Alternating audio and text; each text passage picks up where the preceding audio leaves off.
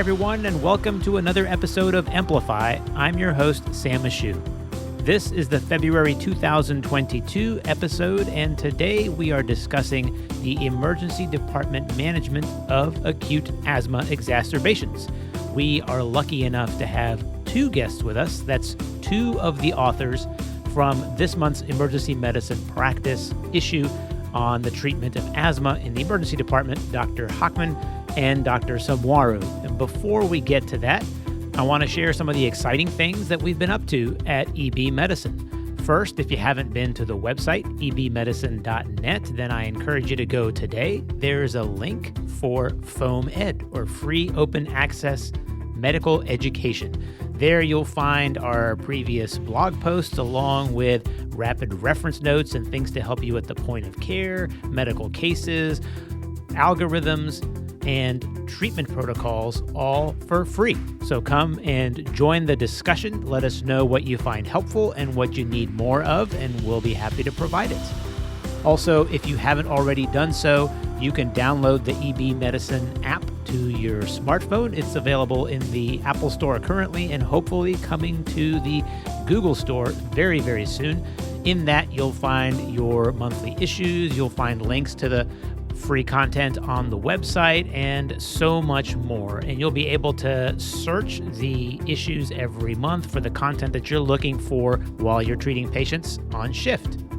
Also this month, EB Medicine launched a new product, evidence-based urgent care education. So if you're working in an urgent care center and need continuing medical education and information specific to your practice, that is now also available at ebmedicine.net/urgent care. So many new developments. I could go on and on, all available at ebmedicine.net. I highly encourage you to go and check it all out. And now we're going to go join Dr. Stephen Hochman and Dr. Brandon Somwaru as they tell us more about managing asthma in the emergency department. Hi, I'm Stephen Hochman. I'm a clinical assistant professor in emergency medicine at St. Joseph's University Medical Center in Paterson, New Jersey. I'm also a core faculty and the research director for the emergency medicine program. Hi, everyone. My name is Brandon Somwaru. I am one of the PGY3 chief residents at St. Joseph's University Medical Center in Paterson, New Jersey, and a future critical care fellow at the Mount Sinai Hospital in New York. Very happy to be here. Awesome. Future critical care fellow. Congratulations. Why, thank you. I'm excited. Thanks to both of you for joining us on the podcast today. This month's issue is actually authored by both of you and two others. So 4 authors on the emergency department management of acute asthma exacerbations. I really appreciate both of you making time to talk to us and all of our listeners. Let's dive into why asthma. We see a lot of asthma in the emergency department, but how bad is it? How much do we see? Well, asthma is a very common respiratory disorder. It affects over 25 million people just in the United States and over 350 million people worldwide. And approximately 3,500 people each year die in the United States, and that number is actually closer to 500,000 worldwide. But here's the thing, asthma doesn't affect all patients equally. In adults, we know that women, minority groups like Black and Brown people, as well as individuals from lower socioeconomic statuses, are all at risk for increased morbidity and mortality. And unfortunately, at least here in the United States, those risk factors often coalesce and lead to unequal impacts for certain populations. Yeah, and those are risk factors for death from asthma. So we're not just talking about severe disease or frequent visits to the emergency department. We're talking about this disease resulting in death for a patient. That's quite alarming. I did not realize it was that many deaths just in the United States alone on an annual basis. That's why this is such an important discussion to have, I think. And when we're talking about asthma, there is a table actually of common triggers and variants of asthma that is in the publication. That's table 2. Tell me more about that. I actually wasn't familiar with variants of asthma. In my mind, it was categorized more by multiple triggers for the same disease process, but this is quite interesting. Tell me more about the variants of the disease.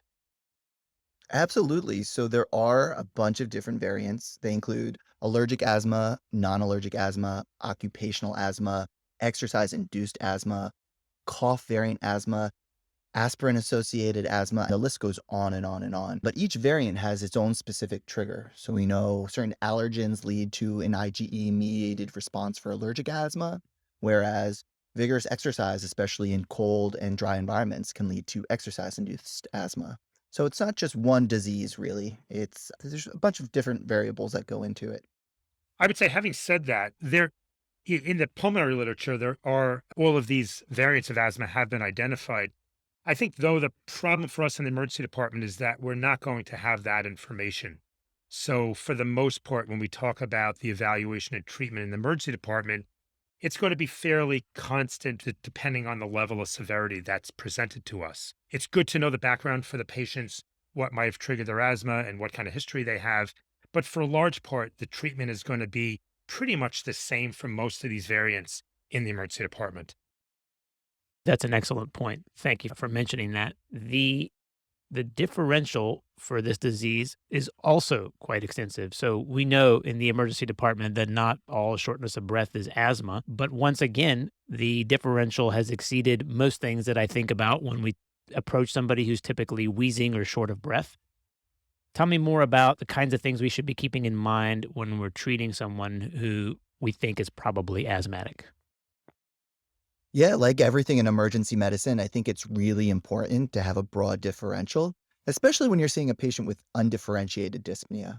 So, other things that can be going on include congestive heart failure, COPD, pneumonia, including COVID-19 pneumonia, and pulmonary embolism, among a long list of other pathologies. Yeah, and pulmonary embolism was one, well, I shouldn't say that in this particular issue sticks out. It always sticks out for me. There is a quote here in the paper. It says a large case control study showed that severe asthma exacerbations and chronic oral corticosteroid use were independent risk factors for pulmonary embolism. So when I'm going through my Wells criteria or trying to figure out if someone has multiple risk factors for PE, I'm not typically asking them if they have had multiple severe asthma exacerbations or if they're on an oral corticosteroid. Where does that fit into my decision-making process in the ED? Well, we actually know that about 20% of patients with acute asthma exacerbations who underwent diagnostic imaging in one study had evidence of acute pulmonary embolism. However, and I want to make this very clear because I feel like it's very important, the clinical significance of incidental pulmonary embolism in asthmatics is very unclear. And we also know that there are real risks associated with overtesting. So I think we need to think seriously about the symptoms that brought the patient to the emergency department. And in the absence of other signs or symptoms that are concerning for PE, physicians most likely do not need to work up every asthmatic for pulmonary embolism. Yeah, and I think also the point to keep in mind here, like with everything else in emergency medicine, is to keep a broad differential, like Brandon mentioned before, and to avoid anchoring. We tend to see a patient in respiratory distress coming into the emergency department, and we slot them into one or two or three different diagnoses. And it's important to just take a step back, consider the patient's history, their presentation, their exam while you're treating them at the same time, and maintain a broad differential until you really focus in on what it is that's going on with the patient. Good. So if I'm treating an asthmatic who tells me, or maybe who says after I specifically ask that this is different than their usual asthma exacerbation, and now they're having, say, pleuritic chest pain when they don't have a history of that with prior episodes, then this increased risk of PE might be something that becomes relevant all of a sudden in the evaluation of that particular patient, as opposed to just every single asthmatic that I see who comes in saying, I'm short of breath, I ran out of my medication, or I've been off of my corticosteroids, or I haven't had access to my primary care doctor for a while and I was outside running, or something of that sort. Sure. Absolutely. All right, good. For our pre-hospital colleagues, if they're getting called to see somebody who's asthmatic and they're responsible for that initial evaluation and transport, is there anything new or anything specific we would like them to focus on as they're bringing someone into the emergency department? We found that pre-hospital treatment varies widely, and it's based on a lot of different things: provider training, resources, transport time, and local regulations, which actually vary widely from state to state and even municipality to municipality. We do know that steroids have a delayed onset of action, but can lower hospital admission rates, according to a pretty large Cochrane review. So I think it may be beneficial to administer these medications pre-hospital if available, because it may impact disposition at the end of their emergency department visit. Yeah, I think that we found that the EMS protocols varied very, very widely from locality to locality. Some places may only have access to oxygen plus short-acting beta agonists. Others, like our EMS system, we can over the box we can ask for albuterol, Atrovent, so SABAs, anticholinergics, steroids, MAG, sometimes IM epi, everything up to intubation. So it really varies widely. But we also found that there really wasn't the literature in pre-hospital care was really not very extensive. So we didn't really have a whole lot of data to base any recommendations on. And the pre-hospital care, I assume, also varies pretty widely based on the setting. If you're in a urban setting or a severely rural setting where transport time could be an hour, then hopefully that particular transport truck has significantly more resources available to them so they can actually begin therapy for that long transport time. Yes, very, very different. In our setting, in an urban setting, our patients get to us within 5 to 10 minutes for the most part. And I'm sure in many parts of the country, those transport times could be closer to an hour. So it's very different the treatment that you hope to get in the pre-hospital setting. Okay, good. And then when they arrive in the emergency department and we're starting to engage with them and obtain a history, of course, they're short of breath. So some of this is going to be limited, but what kinds of key things should we be focusing on when we're interviewing the patient? So I would start off by asking when symptoms started, um, asking whether or not they're compliant with their medication regimen, if they have a known history of asthma and have been prescribed different medications for it. Also asking, have they been hospitalized? Have they been intubated? Have they visited the emergency department recently? Again, we know that these are all risk factors for severe disease and death. So finding the answers to those questions could specifically help you stratify their disease in particular. Good. And then when we move on to the physical exam, specifically, what are we looking for there? So I think it's important to first gauge their level of respiratory distress. For instance, is the patient tachypnic? Are they using accessory muscles? What's their mental status like? Remember that asthma is mostly a clinical diagnosis. So these findings, they'll help gauge the severity of their exacerbation and then eventually help guide your treatment. So we expect wheezing, obviously, but that's different between mild exacerbations, moderate exacerbations, and severe exacerbations. So in mild exacerbations, the wheezing might be mild or even very subtle. Vital signs are usually normal, and O2 saturations are usually well above 95%. That changes with moderate and severe exacerbations. In moderate exacerbations, you have increased accessory muscle use. Patients may only be speaking to you in short phrases, and they might be mildly hypoxic with an O2 saturation, greater than 90%. But the most concerning patients are those who are in severe respiratory distress. I mean, they are tachycardic, they are tachypnic, they are using all of their accessory muscles. They might even be agitated or altered with O2 saturations well below 90%. And I think that we always expect to hear wheezing when we listen to an asthmatic, but if you auscultate your patient's lungs and they have either decreased air entry or no wheezing at all, that's really, really concerning, because a silent chest may indicate impending respiratory failure, which needs to obviously be managed pretty aggressively. Yeah, so wheezing is basically created, the sound that's created by air moving through constricted airways, right? So if their airways are so severely constricted that they're not getting much air movement, you may not hear any wheezing. And like Brandon says, that can be a very ominous sign and something that is counterintuitive, but we'll learn the hard way during residency, hopefully. And with that being said, just to highlight the importance of having a broad differential, you also want to be looking for other physical exam findings. For instance, do you hear crackles? Is there peripheral edema? These findings might point you towards a different or concomitant disease process. Now, you mentioned the categorization there of the mild, moderate, and severe exacerbation. Is that more of a mental model to help gauge how intense your treatment is going to be in the emergency department, or does that portend some risks for ultimate outcome, deaths or hospitalization? Probably both. I think for those of us treating asthmatic, we all have a kind of an algorithm that we'll follow, and probably we'll discuss that in a bit. But for me, when I see a mild versus a moderate versus a severe asthmatic, it gives me idea sort of the trajectory of where this patient is going. Are they likely going to be admitted? How much treatment are they going to need? Am I going to need to progress from first to second to third line medications? How closely am I going to keep an eye on this patient? We all treat a very, very mild asthmatic that's just going to get one or two nebulizer treatments very differently from the severe asthmatic that's hypoxic, using accessory muscles, maybe diaphoretic, and looks a whole lot different than your mild asthmatic. Okay. And then as we move through physical exam and onto diagnostic testing, we're always ordering labs on people in the emergency department. Is there anything that we should routinely be getting for our asthmatic patients? You really don't need labs. ABGs are not recommended routinely, neither are chest x-rays.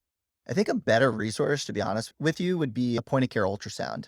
I think that can really help you differentiate people who are presenting with dyspnea. Classic findings on ultrasound include an anterior profile without posterior lateral alveolar pleural findings, or in other words, a normal ultrasound without any other positive findings such as B lines or pleural abnormalities that would suggest a different disease process. And I think that is most likely going to be your most helpful tool that you can bring directly to the bedside, as opposed to labs and other invasive procedures that are not that high yield. Yeah, we go through this in some detail in the paper. For an asthmatic or a presumed asthmatic that comes into the emergency department, routine labs, routine imaging, and lots of other routine studies that we do in the emergency department really aren't indicated. If you're looking for something else, like for instance, you suspect this could be pneumonia based on the history, based on the presentation, a chest x-ray may be useful. An ultrasound may be even more useful. Lab testing, if you suspect that there's cardiac disease going on, that may be useful. An EKG might be useful for an older patient who has a history of cardiac disease with a different kind of a presentation. But none of these things are really routinely indicated for a presumed asthmatic who comes into the emergency department. And there are some great images on page 7 of the paper. This is figures 1, 2, and 3, looking at typical ultrasound findings and then even a protocol for how to approach a patient with ultrasound who's an asthmatic. So if you have access to that, I highly recommend you look at both pages 7 and 8. Lots of images there. That's a very, very helpful resource. What about end-tidal CO2 monitoring? Now, you mentioned this in the paper as well. Tell me more about the utility of that in this population. Yeah, end-tidal CO2 can help identify patients who are retaining carbon dioxide, similar to how we use it during procedural sedation. However, the waveform can actually provide some diagnostic information too. So patients who are presenting with an acute asthma exacerbation usually have waveforms that resemble a shark fin. So to a certain extent, you can use that tracing to gauge the diagnosis, but then also how well your treatments are working. So as that patient is improving, that shark fin is going to change its shape and start looking more like a normal capnograph waveform? It could, but it's also important to remember that your end-tidal CO2 gives you your lowest possible PCO2. Patients can certainly be retaining a lot more carbon dioxide than what your end tidal is suggesting. So just using it as one tool in the many tools that you have available. Gotcha. And for those who don't have access to capnography and maybe just have capnometry, the non-invasive type, is there really any utility in that? So that would be just a number, not really a waveform. I would answer that question. Yeah, capnometry that gives you a number, an end-tidal CO2. I suppose that number is useful in evaluating how severe your patient is and how well they're responding to treatment. If the patient is retaining CO2, becoming altered, not oxygenating well, not looking well, continues to use accessory muscles, not moving much more air, I think that could contribute to your clinical picture in terms of what your next steps might be.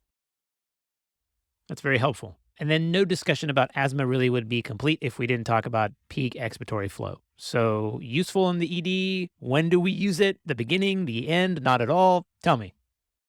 Okay, I think that's mine. Peak expiratory flow is something that I trained in residency. I finished residency 18 years ago, and I was always taught that your peak expiratory flow was your most useful bedside test in assessing how severe the asthmatic was and how well how effective the treatment has been, and used also as a predictive tool to determine how well they're going to do if they're discharged or who needs to be admitted. I think that has really been called into question. There was a study actually in 1999, which was before I finished residency, that showed that the peak expiratory flow was not particularly predictive on how well asthmatics did and what their ultimate disposition would be. ACEP, in their clinical guidelines, I believe in 2019, recommends peak expiratory flow really to be used in particular patients based on particular criteria, but not really to be used in general for every single asthmatic. So I think we're a lot more selective in the way we use peak expiratory flow now. And as a younger resident who's still in the midst of training, peak flows are something I'm not familiar with at all. So it's interesting to see sort of how things change with time, and even more of a reason why these evidence-based medicine issues are so important, because things do change. I think the other thing is that, just to add to that, is that peak flows, I think most patients get a little peak flow meter from their pulmonologist or from their general doctor to be used at home, really to assess themselves to see how significant their exacerbation may be on a given day and when they really need to come in. So it's probably, and I'm not sure if it's been studied, but it's probably more useful in that setting than it is in the ED setting. Yeah, that is a practice change, I think, in the last decade or so. And that's very helpful. Now, if we move to treatment, there is a very large table on page 13 of the paper that includes all of the treatments for patients with asthma. So let's walk through these real quick, starting with basic oxygen therapy for someone who's hypoxic. But if they're not hypoxic, I'm assuming we follow the standard for all other patients and we're not giving them oxygen. I think we should be, but I think probably in practice, most asthmatics, at least pre-hospital, up until the time when they arrive in the emergency department, are getting oxygen. But agreed, we don't need to super oxygenate these people. And we know that hyperoxia can actually have deleterious effects. So your goal, according to the GINA guidelines, are an SpO2 between 93 and 95% for most adults. Good. And then beta agonists. So we have short and some patients who might be on long-acting beta agonists. Any role for the long-acting version in the acute phase in the emergency department? No, not really. The mainstay of asthma treatment in the emergency department setting are short-acting beta agonists, anticholinergics, and systemic corticosteroids. So long-acting beta agonists are really medications that patients may be on. They're often combined with inhaled steroids, which patients may be on chronically long-term at home. But in the emergency department setting, we really focus on using short-acting beta agonists. So that's really the mainstay of treatment. And the main effect really of short-acting beta agonists is bronchodilation, of course. Now, the second mainstay of treatment, first-line treatment, is anticholinergics. Typically, in this country, we use ipratropium, and we combine that in a nebulizer, usually, with short-acting beta agonists. And what anticholinergics do is they provide some smooth muscle relaxation, some bronchodilation, and also decrease airway secretions. The third part of the mainstay of treatment are systemic corticosteroids. The efficacy of oral corticosteroids like prednisone versus IV corticosteroids like salumedrol is pretty much the same. Although in the emergency department setting, since most of these patients are going to get an IV and may get other medications, we usually give those intravenously. And those are the three mainstays of treatment for probably 99% of the asthmatics that come to the emergency department. Good. And now these medications typically come in a variety of delivery methods. So you already touched on steroids available as IV or oral or inhaled for some outpatient therapies. But The albuterol specifically can come in a nebulizer treatment, can come in a MDI or a meter dose inhaler, or some people will put 2 or 3 of these and run them continuously. So, what's the ideal method of approaching how much and the delivery type?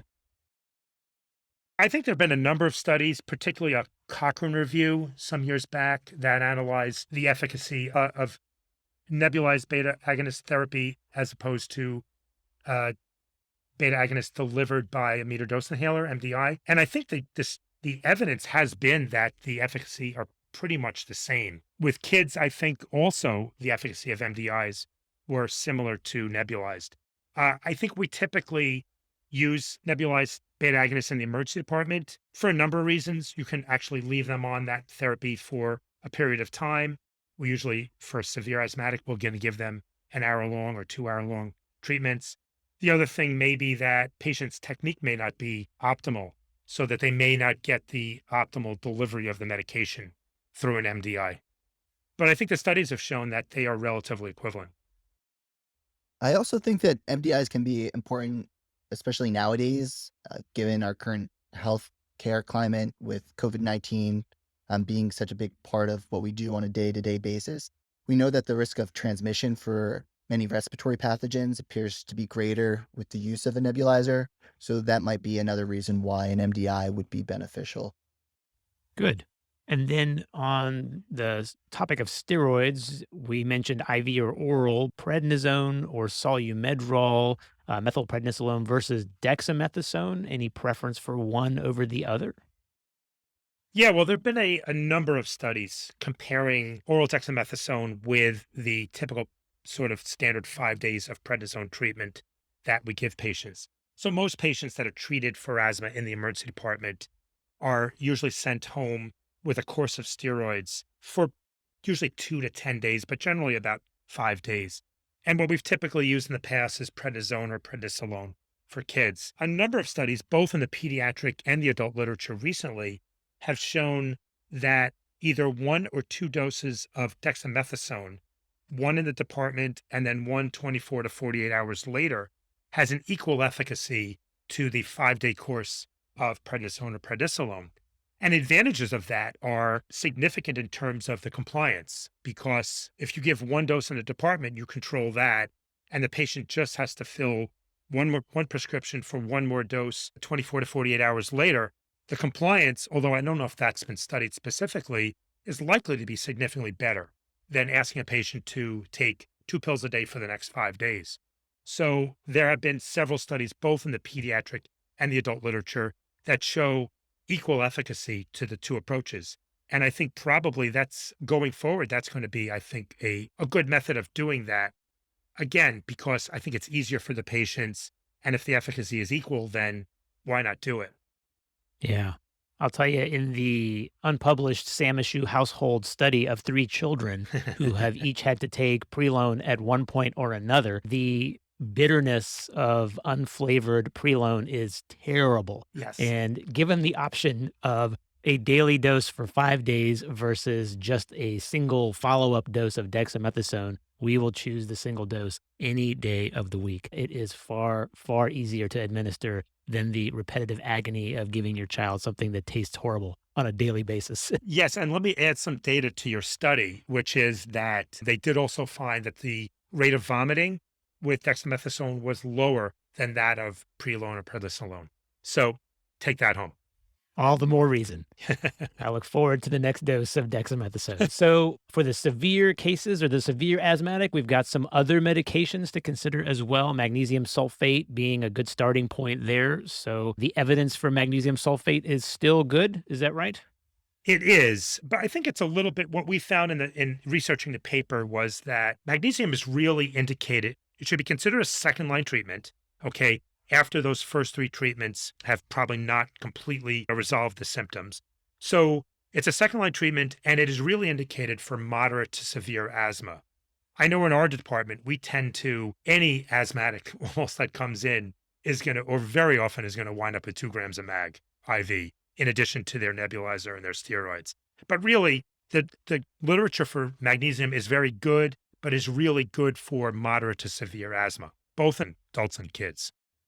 And then epinephrine. So something I'm not commonly giving asthmatics, but is very important in the very severe cases. Very important. And yes, in the severe cases. Again, I would probably consider epinephrine a third line treatment after the first two kind of levels of treatment are not producing results. Epinephrine is a potent beta 2 and alpha 1 agonist. It gives you some bronchodilation, decreased mucus production, decreased airway edema, decreased inflammation. And it is recommended, when we read the literature, it was recommended throughout the literature in most every algorithm that we read for treating asthma.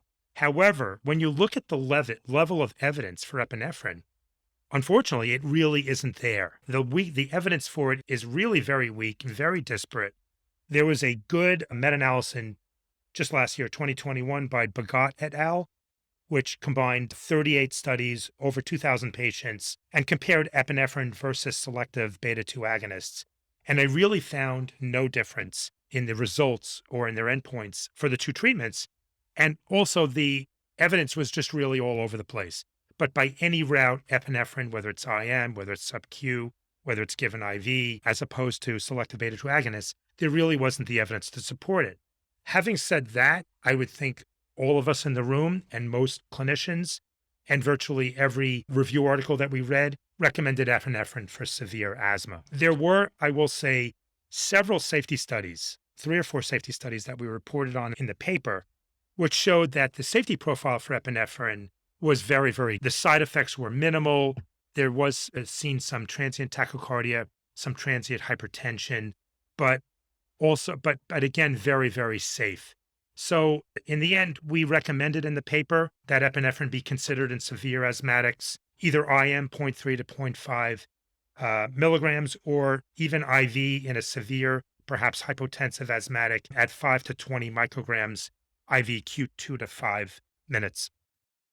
And when you're going through this mental algorithm and you're approaching somebody who's severely asthmatic, so you started with your continuous nebs, they've gotten the ipratropium, you've given the steroids, you've watched them and they're not improving or perhaps even deteriorating. Are you preferentially then going to magnesium sulfate first, or would you consider mag sulfate and epinephrine simultaneously? Is there necessarily an order to these two medications?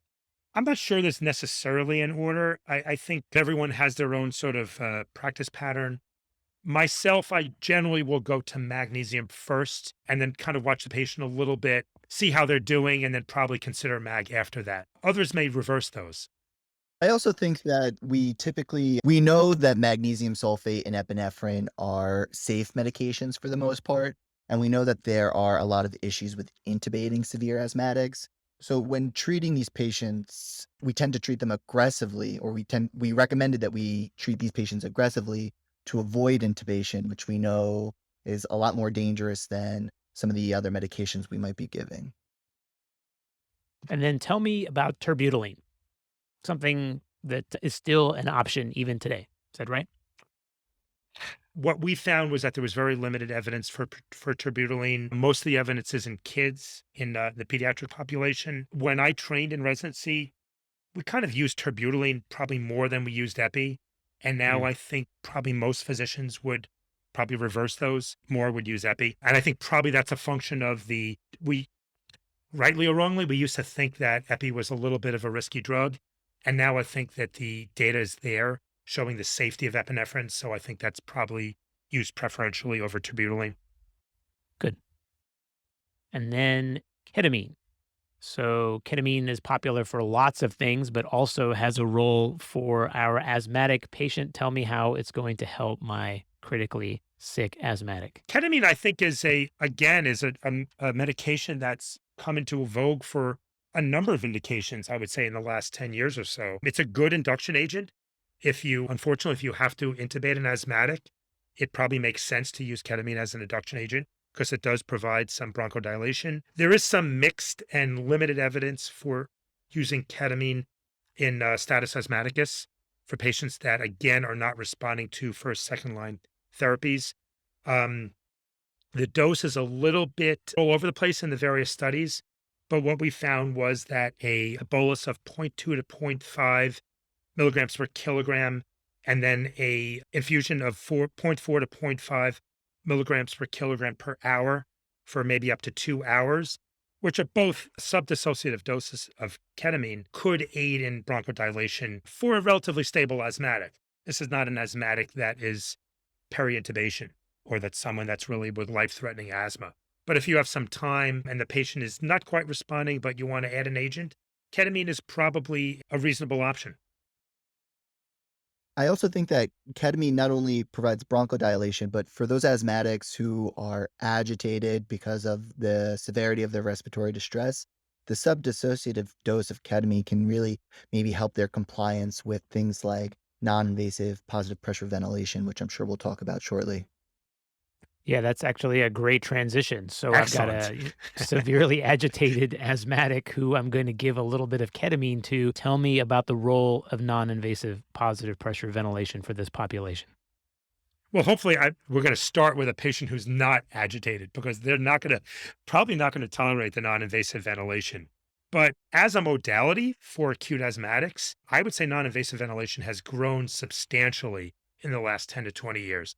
I don't remember using BiPAP or CPAP in asthmatics during residency hardly at all.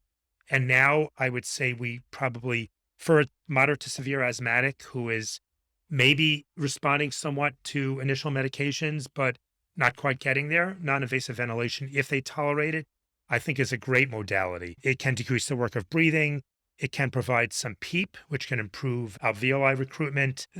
In terms of the modalities, BiPAP is recommended over CPAP.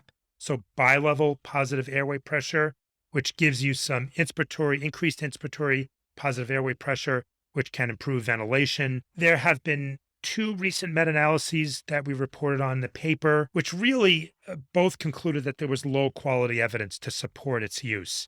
So again, not good data to support its use, but at least anecdotally, for most of us, for a severe asthmatic as a modality to add to the other things that you're doing, most of us would probably, there's not a big downside to using it. And in a lot of cases, it will provide some ventilation and improve ventilation and oxygenation that can buy you time to let all of the other medications you're giving, let them kick in and hopefully avoid an intubation.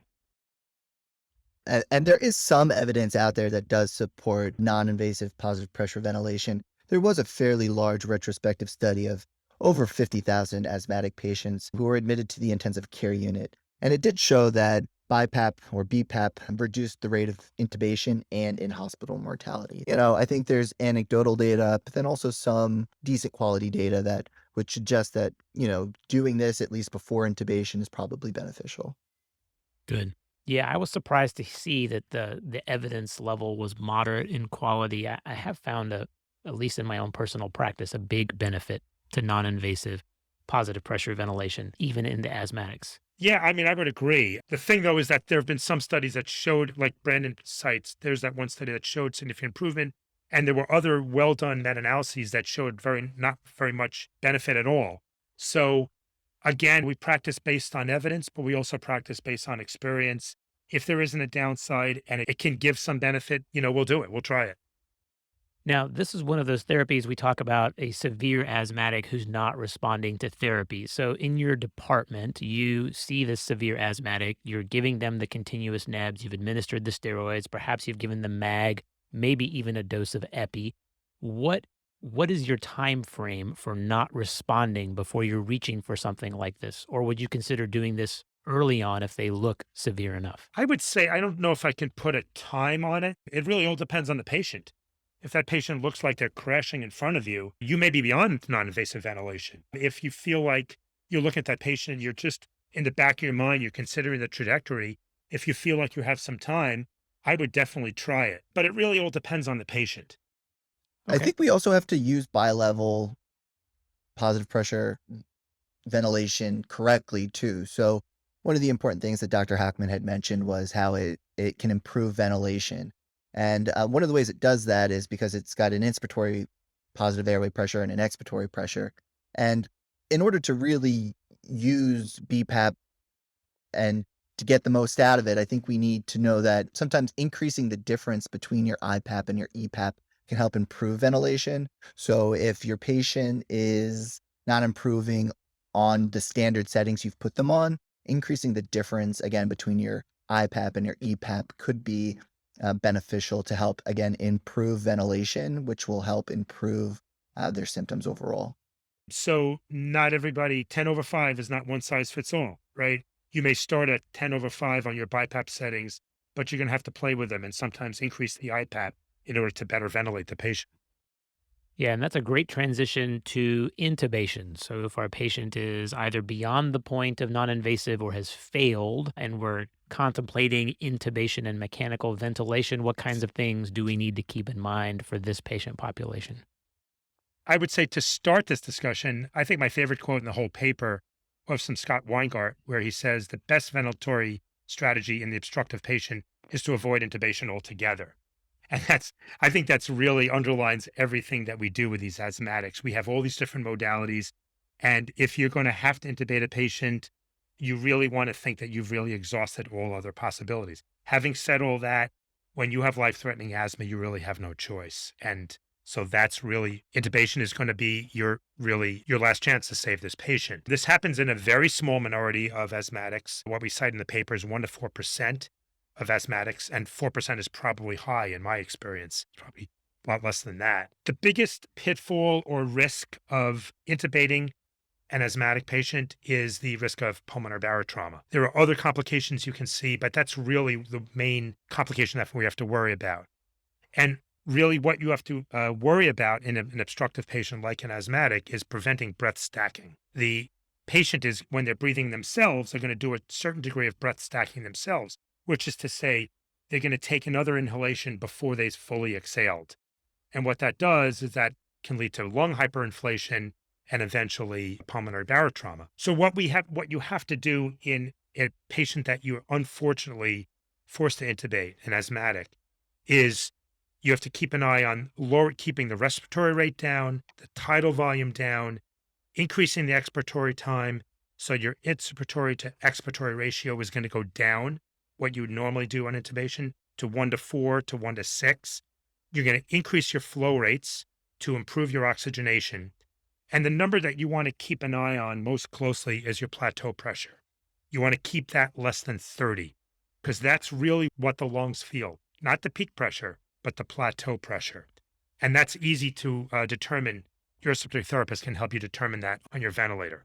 Keep that number under 30, keep your tidal volume and respiratory rate down, and keep an eye on that. PEEP is something that you may need to use in order to properly oxygenate the patient, but you want to keep that as a minimum initially. Adjust that as needed in order to oxygenate, but you want to keep your PEEP down as well.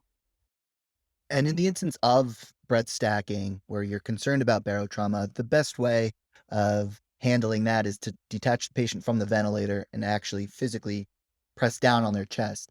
That'll usually allow a lot of that air that's been trapped inside out and improve your patient's respiratory status as well as their hemodynamic status. And then tell me about hypercapnia in these patients. So, is there a target level we're looking at, or something? Can we consider a higher level of PCO2 in these patients after they've been intubated?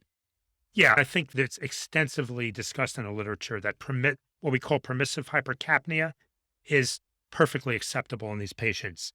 Like generally when we intubate a patient, you're always looking for that number 40 for your end-tidal CO2 or for your PaCO2.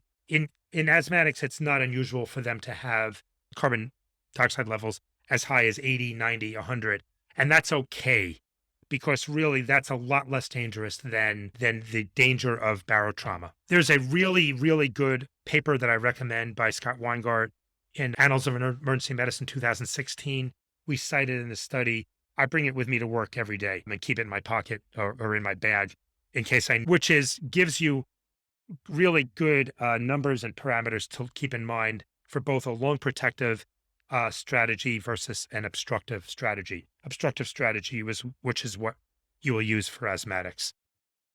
Excellent. And there is also a pretty remarkable table, Table 8, recommended initial ventilatory settings for patients with asthma. So if you are in this scenario and you don't have Scott's article in your back pocket, then this table might assist you to find your initial vent settings and hopefully guide you on where to go from there. And again, There are some ventilatory flow tracings on page 14 and some diagrams that'll help explain the breath stacking we were talking about. So if you're not familiar with that phenomenon, I highly encourage you to go read it. This is a life-threatening scenario for your asthmatic patient, and there is potential to do some significant harm if you aren't familiar with how to manage them after intubation.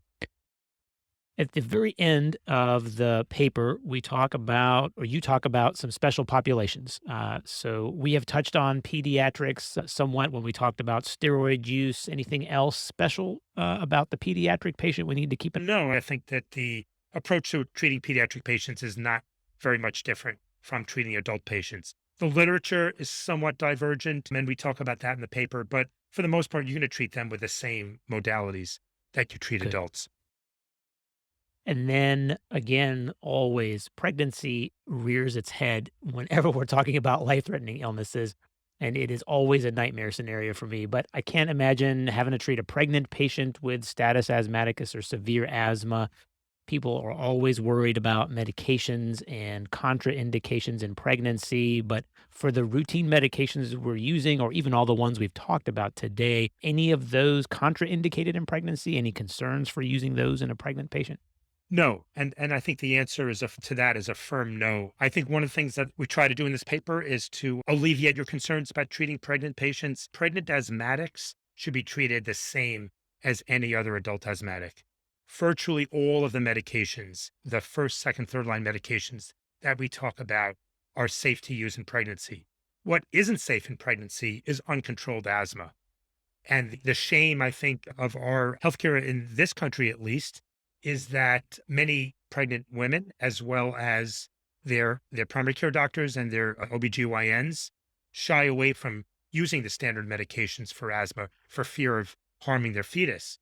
But in fact, uncontrolled asthma, as we discussed in the paper, are risks for many pregnancy complications, like pregnancy-induced hypertension, preeclampsia, gestational diabetes, low birth weight infants, preterm birth. So really the recommendation is for pregnant women to continue to manage their asthma the same way they did prior to pregnancy. Fantastic. And then COVID-19, something we've all seen lots of. Anything specific to the asthma patient who also happens to have COVID? Yeah, and this was an eye-opener for us because the initial CDC guidelines, or at least the data that they had for COVID-19, was that people with moderate to severe asthma may be at a higher risk for getting very sick from COVID-19. In fact, what the data from many different countries has shown is quite the opposite, that patients with a history of asthma, and particularly patients that are on chronic inhaled corticosteroids, had a more benign course if they got COVID-19 than the general population. They were underrepresented in the admitted patients as well as the admitted to the ICU patients that were admitted for COVID-19. Why this occurred is not clear.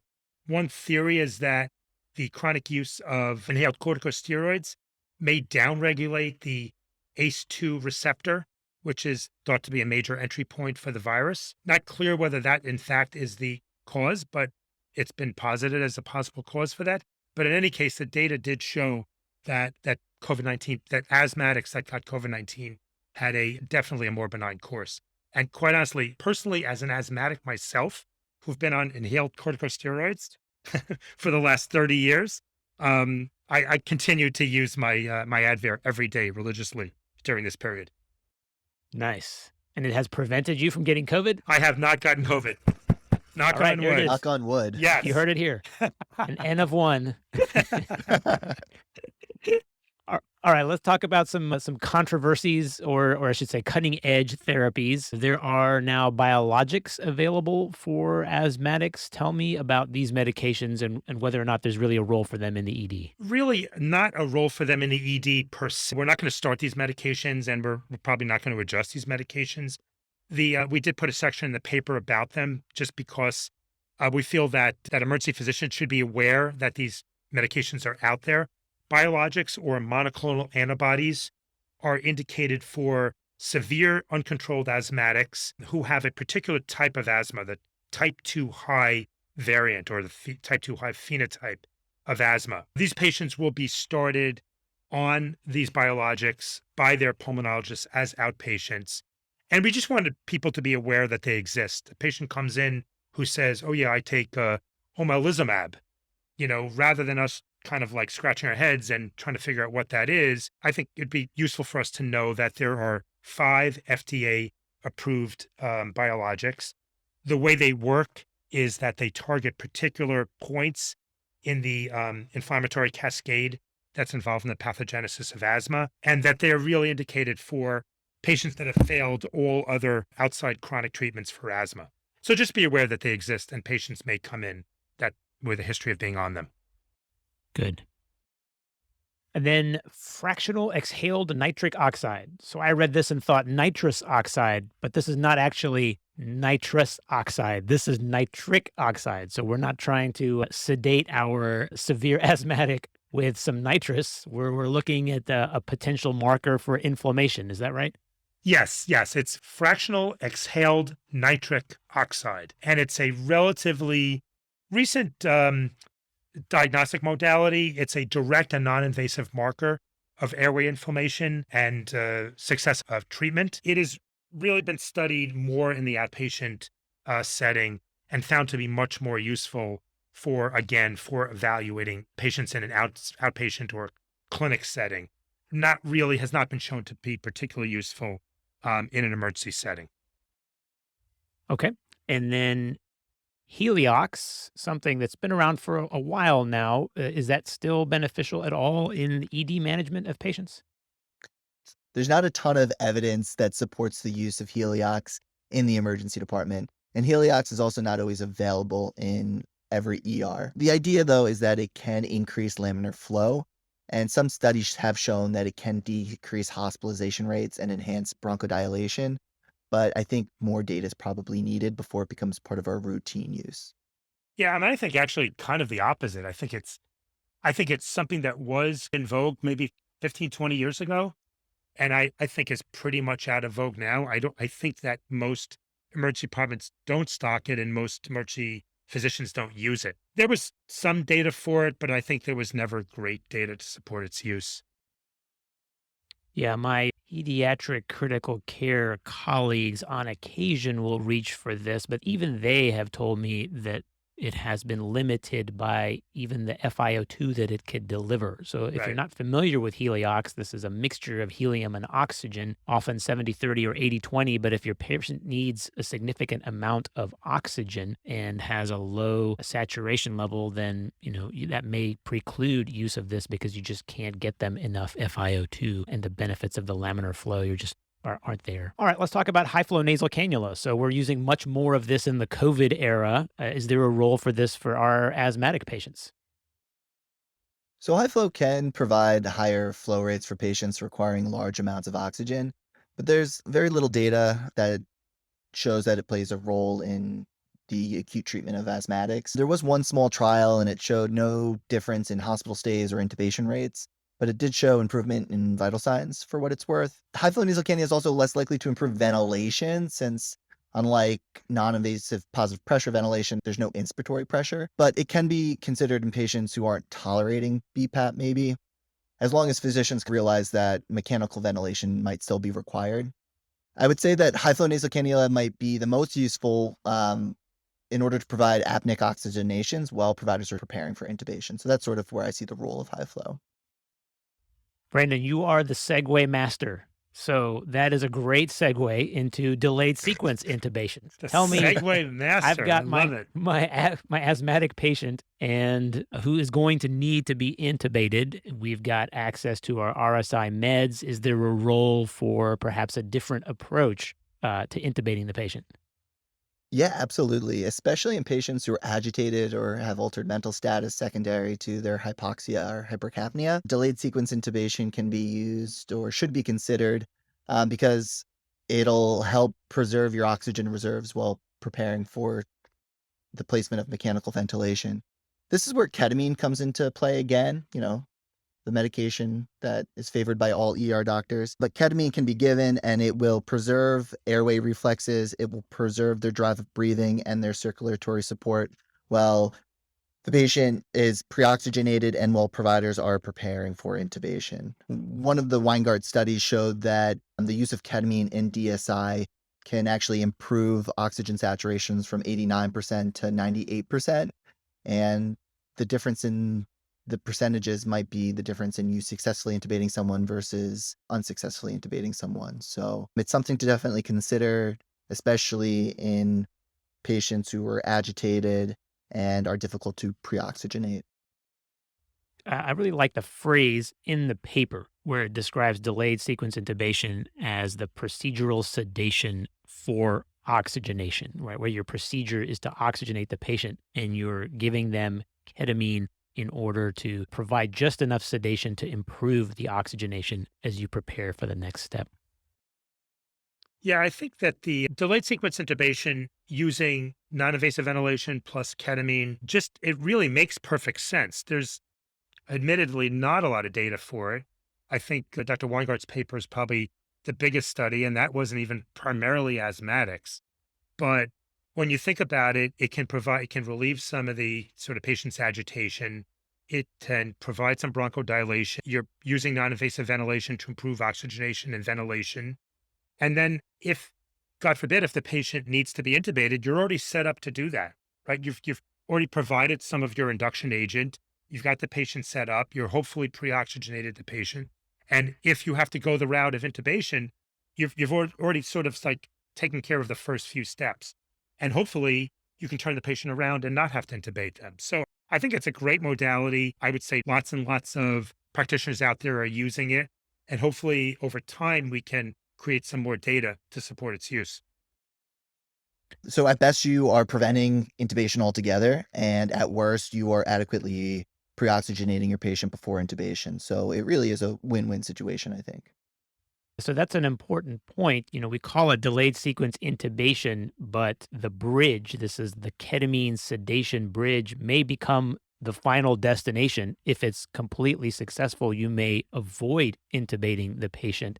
And so this may actually become a therapy in and of itself without moving forward to intubation if it's so successful that you manage to oxygenate the patient, relieve the distress, relieve the agitation, and now they begin responding to the non-invasive positive pressure ventilation. So it's not just a bridge, but may actually be the destination for someone. Yeah, absolutely. Correct. Okay, lastly, for therapies, let's talk about ECMO or extracorporeal membrane oxygenation. What is the role for this therapy in the severe asthmatic? So ECMO is still a really precious resource, and it's not available at most medical centers. But I do think it's important for emergency physicians to at least be aware that it's a viable treatment in the most severe of cases. So there's been multiple studies that have shown improvement in oxygen requirements, peak inspiratory pressures, and mean airway pressures, simply because you're really bypassing the lungs and the airway altogether. But it should be noted that obviously there are serious complications that can occur with ECMO, and we recommend a discussion with an intensive care specialist before cannulation or transfer to an ECMO receiving facility. That's really going to be for the sickest of the sick, Yeah. right? Patients that you can't adequately ventilate and oxygenate even after they're intubated. Excellent. And then disposition. So who gets to go home? Who gets to be observed? How we make those decisions? Are there any tools that we can use to help guide us there? How does that work? Obviously, it's a clinical decision. I'm not sure that there's any one parameter. You want to see that the patient is breathing comfortably, they're oxygenating, their mental status is good. I always give them what I call a road test in the emergency department. Once I'm done with the treatment, I'll get them up, take them off everything, and just have them briskly walk around the emergency department to see that they're comfortable doing that. That's after observing them for a period of time. The majority of patients really can go home. The ones that are really sick, hypoxic, obviously intubated or on BiPAP, going to have to be admitted upstairs to the hospital. We have a third group that we have developed probably in most emergency departments in the last 5 to 10 years, which is observation. And I think that's appropriate for a patient who is not entirely comfortable, not entirely out of the woods in terms of potential for relapse, but not necessarily sick enough to go upstairs. So we can keep them in the emergency department, give them nebulizer treatments, continued steroids, watch them, maybe keep them overnight and hopefully get them home the next day. So I think observation is a really good modality for that middle level patient that doesn't really fall into the discharge versus admit category. Also, when dispositioning these patients, you want to make sure that they have access to all of the resources that they need so that they don't end up back in your emergency department just a few hours later. So making sure that you're providing them with proper discharge instructions. If there's an asthma educator, they should meet with them. One study showed that care packages and transportation vouchers can actually increase follow-up with their primary care doctors.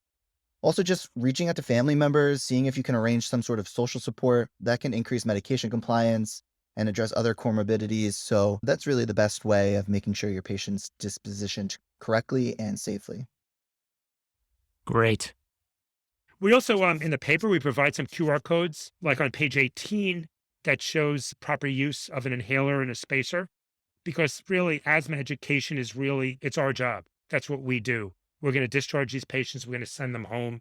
You want to make sure that they have the medications they need, they're using their inhaler properly, and they have follow-up. So that's a good resource. All right, gentlemen, thank you so much for joining me, and thank you for taking the time to teach us about asthma. I really appreciate it. And that's a wrap. Thanks again to Dr. Hochman and Dr. Somwaru for teaching us so much about asthma. I sincerely hope you found it as information-filled and educational as I did. And don't forget, join us at ebmedicine.net for all the foam ed that you can handle, rapid reference notes, clinical pathways, and so much more information available for free on the website. And also the new urgent care education product if you're working in an urgent care center, the app on your Apple smartphone and coming soon to Android phones, so much more coming from EB Medicine. I just can't wait to share it all with you. Come join us at ebmedicine.net and let us know what you think. Until next time, I'm Sam Mashu. Be safe, everyone.